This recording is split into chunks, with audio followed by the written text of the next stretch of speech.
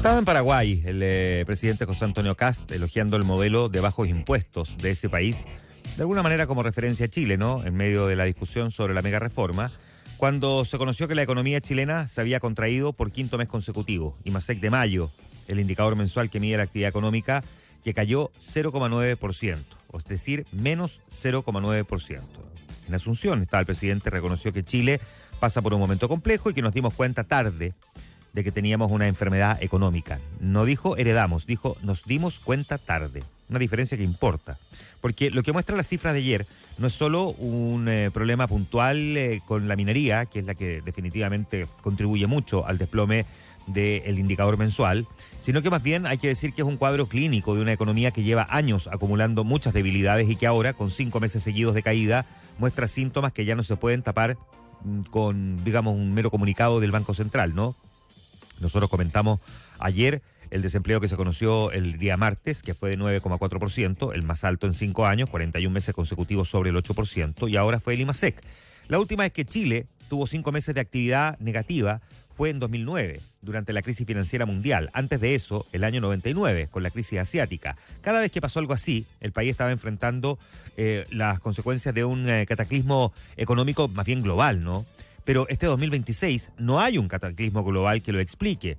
Lo que hay es un deterioro propio. Podemos decir, evidentemente, que la situación que se vive en Medio Oriente contribuye, pero no es un cataclismo global y no estamos viendo al mundo vivir una situación como la que está enfrentando la economía chilena. No digo que Chile esté viviendo un cataclismo, digo que cuando ha enfrentado situaciones económicas complejas equivalentes a las que estamos viviendo ahora, el mundo sí estaba enfrentando un cataclismo y no es la realidad hoy día.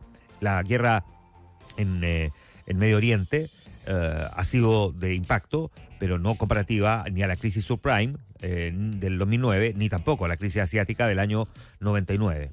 A todo esto hay que explicar que la producción minera cayó de forma importante, 11,6% en mayo, y le quita 1,5 puntos en el fondo al IMASEC. Solo el cobre explica gran parte de la caída por una combinación de una menor ley del mineral, es decir, hay que trabajar más la piedra, la roca, para poder conseguir un refinado de cobre, y eso es más plata porque cuesta más.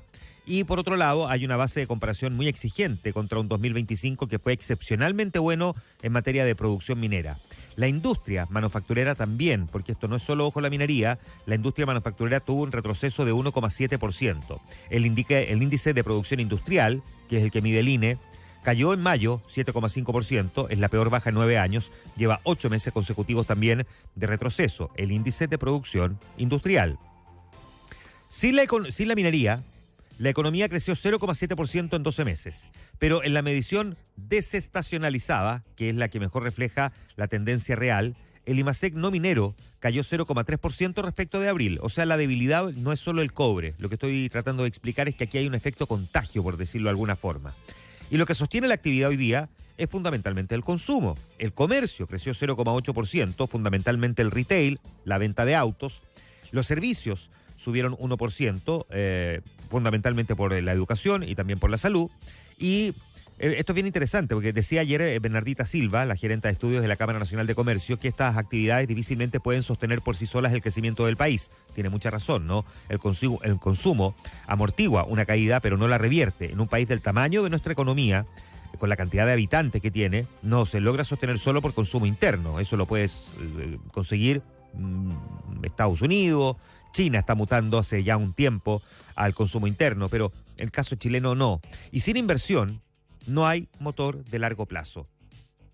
Se habla de una recesión técnica, o que estamos a la puerta de una recesión técnica. Una recesión técnica que ocurre cuando la economía se contrae durante 2 trimestres seguidos. En el primer trimestre la actividad cayó 0,3%, insisto, desestacionalizadamente, sacándola de la estación. Si junio no repunta lo suficiente, ya sé que estamos en julio, pero ustedes saben que el IMASEC se conoce con un poquito más de un mes de rezago. Si junio no repunta lo suficiente, el segundo trimestre va a ser negativo también y la recesión técnica va a ser un hecho. El centro CLAPES, el centro de estudios de la UC, junto a Copeuch, proyectan un IMASEC de junio en torno al 1 o 1,5%, lo que dejaría el segundo trimestre con una caída de entre el 0,2 y 0,4%. la economista de la Universidad Diego Portales, Valentina Pablaza, decía que basta con que el IMASEC de junio crezca menos de 2,2% para que la recesión termine dando forma, no se configure. O Gustavo Díaz, del Instituto de Libertad, que decíamos que estamos entrando efectivamente en una fase recesiva. Esto es una palabra a la que todo el mundo le hace el quite, porque además te dicen que la economía chilena está en recesión y evidentemente eso es un desincentivo también eventualmente para querer invertir, etcétera. Para un país como el nuestro, además, que depende de la confianza internacional para atraer inversión, obviamente que esas palabras tienen consecuencias concretas, ¿no? Los inversionistas leen la cifra, las clasificadoras de riesgo leen la cifra, y los que leen es básicamente un país que lleva medio año contrayéndose, con un empleo deteriorado, una inflación que no cede, no está desbordada, pero ha costado contenerla. También producto, en este caso sí, de la crisis en Medio Oriente, el alza en el precio del petróleo. Pero no es el perfil de un país que quiere atraer capitales, es el perfil de un país que eventualmente puede espantar la atracción de capitales. El contexto internacional, insisto, no ayuda, porque el cierre del estrecho de Hormuz encareció el petróleo, elevó los costos del transporte, el dólar se va acercando a los 930 pesos, a pesar de que el precio del cobre está alto, lo que sugiere que hay factores internos, la incertidumbre económica, a veces la incertidumbre política, están pesando más que los fundamentos propiamente tal. El alza de los combustibles está afectando el ingreso disponible de los hogares, eso es un hecho evidente, ¿no? Y eso frena el consumo, que hoy es el único pilar que mantiene en pie la actividad. O sea, un círculo vicioso. El Banco Central tiene margen para actuar, hay mucha presión en este sentido, la tasa de política monetaria, la tasa de interés, o sea, el valor del dinero, determina cuánto cuesta el crédito para empresas y personas, lleva meses en 4,5%. Y hay quienes están pidiendo un recorte en la próxima reunión, dicen que la política monetaria está siendo muy restrictiva para la fase del ciclo en que se encuentra la economía. Y hay algunos como Scotiabank, por ejemplo, que decían que la tasa de desempleo ya supera el nivel compatible con una inflación estable, lo que significa que hay espacio para estimular sin generar nuevas presiones en los precios. Esto es todo un tema, ¿no? Porque puede sonar un poco técnico lo que estoy explicando. Bueno, la economía siempre tiene este componente un poco árido, pero la dificultad que hay aquí es que la inflación proyectada a diciembre es de 4,2%, pero recordemos que la meta para tener a fines de diciembre del 2026 era de 3%. Hace no mucho, un año incluso menos, había determinado que deberíamos estar en torno al 3% a fines de este año, y estamos hablando de que podríamos quedar más bien cerca del 4,2%. Y el petróleo sigue caro, a pesar de que están apaciguadas las cosas por ahora en el Medio Oriente. El propio Banco Central recortó su proyección de crecimiento para este año a un rango de 1 a 1,75%, y la inversión de 4 la bajó a 2,2%. Ya hay quienes han calculado, Libertad de Desarrollo, por ejemplo, que para alcanzar siquiera el piso, no el techo, el piso de la proyección, la economía tendría que crecer en promedio 2,2% mensual los próximos 7 meses. Después de 5 meses con un promedio, porque es un promedio, estos 5 meses de 0,7% negativo, la verdad es que se ve muy difícil que vayamos a crecer. Los siguientes 7 meses, 2,2%. El gobierno está apostando a la mega reforma como una palanca de reactivación. Ayer decía el viceministro Daniel Mas que recibimos una economía estancada y golpeada, que el proyecto del gobierno sienta las bases para que Chile vuelva a progresar. La rebaja de impuestos corporativos podría eventualmente atraer inversión, podría eventualmente facilitar la contratación. Hay buenas razones para avanzar en esa dirección, pero la reforma, primero, está en trámite legislativo. Segundo, si se aprueba, sus efectos no van a ser inmediatos. Y tercero, la economía lo que necesita es oxígeno ahora. Se creó una mesa interministerial de empleo, donde aparecieron algunas discusiones como las que recordábamos ayer. No voy a repetir algunos elementos de ayer, pero básicamente están planteando tener un subsidio unificado, analizar los contratos por hora, avanzar más rápido en el proyecto de Sala Cuna Universal, lo que facilitaría, por supuesto, también el que más mujeres puedan ser contratadas, pero una economía que lleva una década creciendo cerca del 2% al año, de hecho 1,8% para ser más preciso, si es que es muy penca, si es muy bajo para para los fundamentos que tiene la economía chilena, que podría estar creciendo del orden del 4%, con una economía que en una década lleva creciendo menos del 2%, con una productividad estancada y con una inversión que no se recupera, la verdad, desde el estallido social del 2019. Porque eso es lo que muestran los números. Uno quisiera que las cosas fueran distintas, y aquí hay una responsabilidad, por supuesto, bien amplia, ¿no?, de distintos actores, y todos deberían más o menos tratar de entender cuál es su grado de responsabilidad. Yo no digo que sean autoflagelantes, pero tampoco que sean autocomplacientes, y mucho menos que miren para el frente, porque la responsabilidad, cuando es de todos, tal cual como lo analizábamos ayer, al final no es de nadie. Pero hay una responsabilidad compartida para... Cuando digo responsabilidad no es salir a hacer un mea culpa, llorar por los medios, subir un reel en redes sociales. No, es ver cómo se corrige el problema y qué conductas también podrían cambiar. Muy importante que el Congreso se ponga de acuerdo. O sea, dilatar la discusión sobre la mega reforma no parece sensato.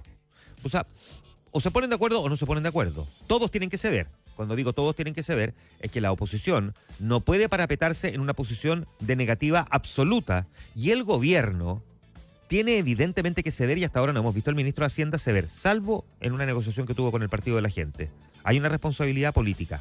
El sector empresarial tiene también su parte, porque además lleva años pidiendo certeza jurídica, estabilidad regulatoria y también menores costos de contratación. Todo muy legítimo, por supuesto, pero la inversión no vuelve solo porque bajan los impuestos. Vuelve cuando hay proyecto, cuando hay demanda, cuando hay confianza en que el país tiene rumbo. Y esa confianza se construye con acuerdos, no con trincheras políticas. La historia de Chile está basada en demasiados ejemplos en uno y otro sentido.